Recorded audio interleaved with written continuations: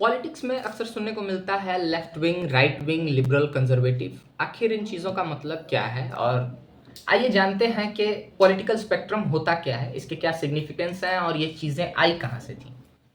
तो इसकी शुरुआत हुई थी 1789 फ्रेंच रेवोल्यूशन से।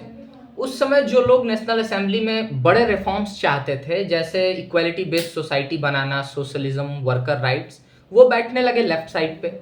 और जो लोग किंग और मोनार्की के लॉयल थे, जो लोग किंग को बचाना चाहते थे, ऐसे लोग बैठने लगे राइट साइड पे। और जो कॉम्प्रोमाइज करना चाहते थे, एक बैलेंस सोसाइटी चाहते थे, वो बैठने लगे सेंटर पे। यहीं से ये दुनिया भर की पॉलिटिकल टर्म्स आई। और आइए अब विस्तार से समझते हैं कि आखिर है क्या, और रिलेट करते हैं कि हमारे जो लीडर्स, कुछ फेमस पॉलिटिकल रिफॉर्मर्स कहाँ स्टैंड करते हैं, जिससे हम आसानी से जान पाएंगे कि आखिर ये चीज़ है क्या। अगर हम बात करें लेफ्ट विंग की, तो तीन टर्मिनोलॉजीज इसके साथ अलाइन होती हैं, जो है इक्वालिटी, वेलफेयर और चेंज। ये लोग रेवोल्यूशन को सपोर्ट करते थे। और फेमस लीडर्स जो जिनका इसमें इफेक्टिव रिफॉर्म रहा था, वो लोग हैं Karl Marx, Fidel Castro, Vladimir Lenin, Mao Zedong. Indian context में बात करें तो ज्योति बसु और Jawaharlal Nehru left, moderate left या लेफ्ट विंग के बहुत बड़े लीडर्स माने जाते हैं। सेंटर एक ऐसी चीज रही है जिसपे अड़ पाना बहुत लोगों के लिए मुश्किल है। सेंटर पे अटल रहना मुश्किल है, क्योंकि आपको किसी न किसी के साथ अलाइन होना पड़ता है। लेकिन बहुत से ऐसे लीडर्स दुनिया में रहे हैं जिन्होंने प्रैक्टिकल बैलेंस, यानी कभी वेलफेयर कभी reform, depending on the need, उस समय कंट्री की नीड क्या है, ऐसे फैसले, ऐसी पॉलिसीज हम बनाए। और फेमस लीडर्स जिन्होंने सेंट्रल की पॉलिटिक्स की है, वो है इमैनुअल मैक्रों।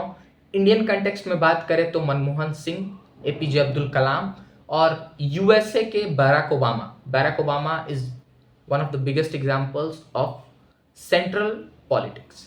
अब बात करते हैं राइट विंग की। राइट विंग एक ऐसी विंग थी, ये लोग वो थे जो नेशनल असेंबली में मोनार्की को प्रोटेक्ट करना चाहते थे, नेशनलिज्म और कल्चर के प्रिजर्वेंस पे ज़्यादा ध्यान देते थे। इन्हें अक्सर कंजर्वेटिव भी कहा जाता है। तो राइट विंग का मतलब है, इनकी टर्मिनोलॉजीज हैं ट्रेडिशन, नेशनलिज्म और फ्री मार्केट। और जो लीडर्स इसके साथ अलाइन होते हैं वो है Winston Churchill, Adolf Hitler, Benito Mussolini, Sardar Vallabh Bhai Patel. और इंडियन कंटेक्स्ट में अभी की present Indian government, Narendra Modi, और बीजेपी की पास्ट गवर्नमेंट जिसमें अटल बिहारी वाजपेयी प्राइम मिनिस्टर थे।